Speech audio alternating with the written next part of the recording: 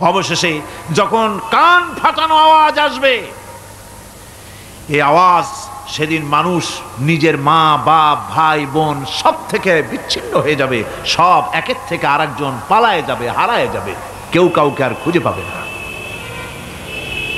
সেদিন ওই কিয়ামতের মাঠে বিভীষিকাময় দৃশ্য, মানুষ হয়রান হয়ে যাবে। মাথার এক হাত অথবা অর্ধ মাইল অথবা এক বিগত এতটুকুন উপরে ওই প্রকাণ্ড সূর্যটার তাপ আসবে, গুনাহগারের মাথার চান্দি ফেটে গিয়া মগজগুলি গলে গলে নাক কান দিয়ে বের পড়তে লাগবে, জিহ্বাটা কুকুরের মতো ঝুলে নাভিস্থল পর্যন্ত পড়ে যাবে, মাটিটা সূর্যের উত্তাপে তামার মতো গরম হয়ে যাবে, সারা হাসর জুড়ে আওয়াজ হবে পানি পানি পানি। মানুষেরা হয়রান হয়ে যাবে। সে হাসরের ময়দানে এই চরম কষ্টের ভিতরে আল্লাহ রাব্বুল আলামিন বলেন, সেদিন দুটো ভাগ হয়ে যাবে। একদল মানুষের চেহারা আলোয় ঝলমল হয়ে যাবে, আর একদল মানুষের চেহারাগুলি কালো হয়ে যাবে। উজুহু ইয়াউমাইযিন মুসফিরাতুন দাহিকাতুন মুস্তাবশিরা ওয়া উজুহু ইয়াউমাইযিন আলাইহা গাবারা। আল্লাহ পাক বলেন, এক শ্রেণীর মানুষের চেহারা হাস্যোজ্জ্বল ঝলমলে হয়ে যাবে, আর এক শ্রেণীর মানুষের চেহারাগুলি কালো হয়ে যাবে। তারহাকুহা কাতারা উলাইকা হুমুল কাফারাতুল ফাজারা। হাস্যোজ্জ্বল, স্বচ্ছন্দপূর্ণ, সুন্দর, উজ্জ্বল ঝলমলে চেহারা হবে ঈমান আনার কারণে, পরকালকে বিশ্বাস করার কারণে, আল্লাহ এবং রসুলের কথা অনুযায়ী জীবনযাপনের কারণে চেহারাটা উজ্জ্বল হয়ে যাবে। আর আল্লাহর নাফরমানি, রসুলের নাফরমানি, পরকালকে অস্বীকার করার কারণে কাফেরগুলির চেহারা, মুনাফিকগুলির চেহারা কালো হয়ে যাবে। তাদেরকে আলাদা করে দেওয়া হবে। আমতাজুল ইয়াওমা আইয়ুহাল মুজরিমুন, মুজরিমদেরকে আলাদা করে দেওয়া হবে, দুইটা ভাগ হয়ে যাবে। এই চরম অবস্থা সৃষ্টি হবে কিয়ামতের ময়দানে। সেদিন রাসূল করিম সাল্লাল্লাহু আলাইহি ওয়াসাল্লাম উম্মতের জন্য সুপারিশ করবেন। সেই সুপারিশ যেন আমাদের করতে পারেন, সেজন্য আমাদেরকে তৈরি করতে হবে, সে ধরনের যোগ্য আমাদেরকে বানাতে হবে। এটি একটি মারাত্মক কথা। কিয়ামতের দিন আল্লাহর দরবারে কেউ কথা বলতে পারবে না আল্লাহর নির্দেশ ছাড়া। একটি আকীদা পরিষ্কার করে নিয়ে যান আপনাদের, সে আকীদাটা এভাবে পরিষ্কার করুন, কোন পীর সাহেব, কোন খাজা বাবা, কোন মাওলানা, কোন মুহাদ্দিস, কোন বুজুর্গ আপনাকে সুপারিশ করতে পারবে না, যদি না আল্লাহ পাক তাকে কথা বলার তৌফিক না দেন। মনে থাকবে এটা। আয়াতুল কুরসির ভিতরে আমরা পড়ি, মান যাল্লাযী ইয়াশফাউ ইনদাহু ইল্লা বিইযনিহি। আল্লাহ পাক বলেছেন কিয়ামতের দিন আল্লাহর দরবারে কার সাহস আছে কথা বলতে পারে। মান যাল্লাযী ইয়াশফাউ ইনদাহু ইল্লা বিইযনিহি, আল্লাহর অর্ডার ছাড়া, হুকুম ছাড়া আল্লাহর সামনে কথা বলার সেদিন কেউ থাকবে না। সুবহানাল্লাহ। কেউ কথা বলতে পারবে না। সুপারিশ করতে হবে, আল্লাহ যারে বলেন তুমি করো, অমুকের জন্য করো, সেই ব্যক্তি শুধু তার জন্যই করতে পারবে, আর কেউ কথা বলতে পারবে না। সেই কঠিন হাসরের ময়দান, যেদিন শুধুমাত্র আল্লাহ পাক কথা বলবেন, আর যারে বলতে বলবেন সেই কেবলমাত্র বলতে পারবে। সুপারিশ এটি আল্লাহ পাক কিয়ামতে পারমিশন দিলে বলা যাবে। হযরত ইব্রাহিম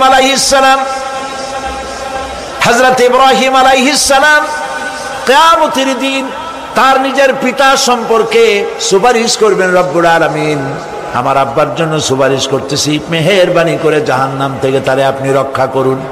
আল্লাহ রব্বুল আলামিন বলবেন, ইব্রাহিম তোমার সুপারিশ মঞ্জুর হবে না। প্রিয় ভাই সব, একটু মাথা খাটান, চিন্তা করেন। জাতির পিতা কে? জাতির পিতা চিল্লায় বলুন, কলিজা সাফ করে ফেলুন। মুসলমানদের জাতির পিতা হাফিজ হাবিব কেউ হতে পারে না।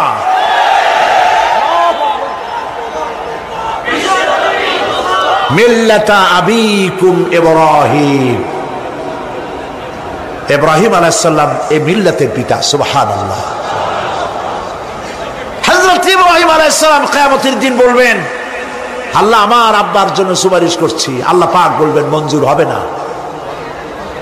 আজর তোমার পিতা হতে পারে, কিন্তু আমার খলিলকে আগুনে ফেলার জন্য নমরুদকে সে সহযোগিতা করেছে, আমি তোমার পিতাকে ক্ষমা করব না। নবী করিম সাল্লাল্লাহু আলাইহি সাল্লামকে সাহাবায়ে কেরাম জিজ্ঞেস করেছেন, হে রাসূল, আপনার আব্বা এবং আম্মার অবস্থা কি হবে? নবী করিম সাল্লাল্লাহু আলাইহি সাল্লাম কেঁদে ফেলেছেন, সব বলেছেন, আমি তাদের কোনো উপকারে আসব না। আল্লাহু আকবার। আপনি মনে করছেন নাকি যে ইয়া নবী সালাম আলাইকা বলি অমনি নবী সুপারিশ পাবেন? এত সহজ। কতগুলো রসগোল্লা খাইলেন আর বড় একটা মিছিল করলেন আর অমনি চলে যাবেন? পৃথিবীর সব মানুষ, সাহাবায়ে কেরাম বাদ দেন, পৃথিবীর সমস্ত মানুষ একত্রিত হয়ে আবু তালেব রাসূলুল্লাহকে যে ভালোবেসেছেন, ওর 1000 ভাগের 1 ভাগও সারা দুনিয়ার মানুষ রাসূলুল্লাহকেই ভালোবাসতে পারবে? পারবে? নিজের ছেলে আলীকে, আলী রাদিয়াল্লাহু তাআলা আনহুকে আলাদায় বিছানায় শোয়াইয়া, ছোট্ট মানুষ হযরত আলী আলাদা জায়গায় রাখিয়া মুহাম্মদুর রাসূলুল্লাহ সাল্লাল্লাহু আলাইহি ওয়াসাল্লাম এতিম মানুষ, তারে কলিজার সাথে বুকের মধ্যে আশ্রয় দিয়ে আগলে রেখেছেন বুক ভরে। সেই আবু তালেব মৃত্যুর সময় নবী করিম সাল্লাল্লাহু আলাইহি ওয়াসাল্লাম বলেছিলেন, চাচা একটি বার আমার কানে তাওহীদের কালেমা শোনায় দেন। আবু তালেব তার কিসমতে ছিল না কালেমা। মরে যাওয়ার পর একজন সাহাবী বলেছিলেন, ইয়া রাসূলুল্লাহ, মৃত্যুর সময় আবু তালেবের মুখ আমি নড়তে দেখেছি, তিনি কালেমা পড়েছেন সম্ভবত। রাসূলুল্লাহ সাহেব বলেছেন, আমি শুনি নাই। এত ভালোবাসার পরেও হাদিস শরীফে এসেছে আবু তালেব জাহান্নামে যাবে। কোথায় যাবে? জাহান্নামে। সবচাইতে কম আযাব হবে কার? আবু তালেবের। কম আযাবটা কি? হাদিস শরীফে এসেছে কম আযাব হলো জাহান্নামের আগুন দিয়ে 1 জোড়া জুতা তৈরি করে আবু তালেবের পায়ে পরিয়ে দেওয়া হবে। সেই জাহান্নামের আগুনের তৈরি করা জুতার তাপে আবু তালেবের মাথার ঘিলুগুলো টকবক করে পড়তে লাগবে। এত ভালোবেসে যদি কিয়ামতে উপায় না হয়, আপনি ইয়া নবী সালাম আলাইকা, ইয়া রাসূল সালাম আলাইকা আর কতগুলো জিলাপি খাইলেন, বড় একটা মিছিল করলেন। প্রিয় ভাই সব, এইসব বিদআত ছাড়ুন, এগুলি সুস্পষ্ট বিদআত। রাসূলুল্লাহকে ভালোবাসবেন, সাহাবীরা যেভাবে ভালোবেসেছেন ওইভাবে ভালোবাসবেন। আল্লাহ রাব্বুল আলামিন বলেন, যালিকাল ইয়াউমুল হক ফামান শাআ আত্তাখাযা ইলা রাব্বিহি মাআবা। এই দিনটি অবশ্যই আসবে, সেদিনটি নিশ্চিতভাবে আসবে। আর এখন যার ইচ্ছা সে তার রবের দিকে অগ্রসর হোক।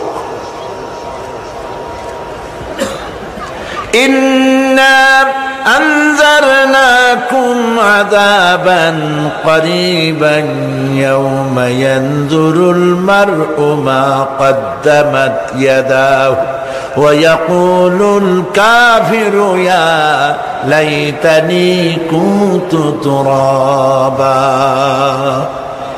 ইন্না আনজারনাকুম আযাবান করিবা, খুব নিকটবর্তী একটি আযাব সম্পর্কে আমি তোমাদেরকে সতর্ক করে দিলাম।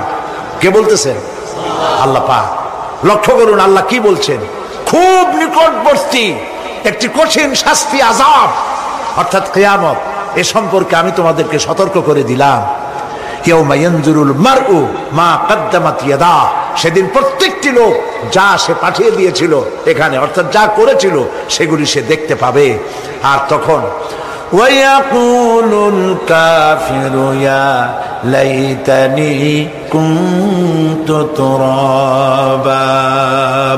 সেই কিয়ামতের ময়দানে অবস্থা দেখে কাফেররা বলবে, আহারে মানুষ না হইয়া যদি মাটি হইয়া যেতাম, যদি মাটি হতাম, যদি মানুষ না হয়ে না জন্মতাম, আজ এই হাসরের ময়দানে এইখানে এই বিচারের মুখোমুখি হতাম না, মাটি হইলে বরং অনেক ভালো হতো। এই পৃথিবীতে আমরা এসেছি, চলে যাব, যাওয়ার আগে এই কোরআন একটি বিশাল জনগোষ্ঠী এমন বানাতে চেয়েছে যে জনগোষ্ঠী এই কোরআন দিয়ে একটি বিশাল সমাজ গড়বে, রাষ্ট্র গড়বে, এমন রাষ্ট্র গড়বে যেই রাষ্ট্রে দুঃখ থাকবে না, অশান্তি থাকবে না, যেখানে সুখ থাকবে, সমৃদ্ধি থাকবে, আর কিয়ামতের দিন আল্লাহর জান্নাতে তারা চলে যাবে।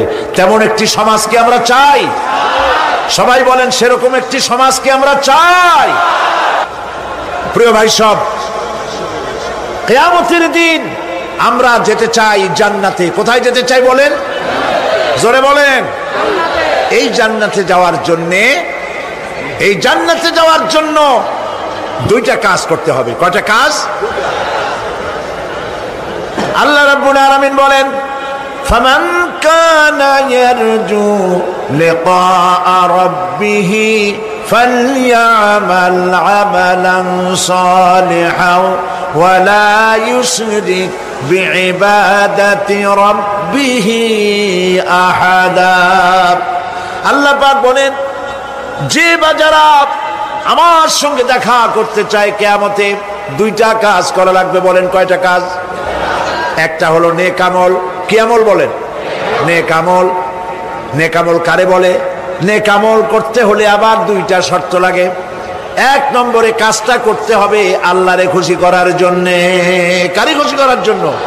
একটা মাদ্রাসা বানাইছি যাতে লোকেরা বলে যে বড় একটা মাদ্রাসা বানাইছে, এই জন্য মাদ্রাসা বানাবেন, মসজিদ বানাবেন, হসপিটাল বানাবেন, যা কিছু করেন নিয়ত হবে আল্লাহকে খুশি করা। নিয়ত হবে কারে খুশি করা? আল্লাহ পাককে খুশি করা। এই হলো নেক আমলের প্রথম শর্ত। কাজ হবে আল্লাহকে খুশি করার জন্য। দুই নম্বরে কাজটি হতে হবে সুন্নতে নববী সাল্লাল্লাহু আলাইহি ওয়াসাল্লামের উপরে। মনে থাকবে, দাড়ি রাখবো। কেন রাখবো? রাসূলের সুন্নাত। রাখবো কারে খুশি করার জন্য?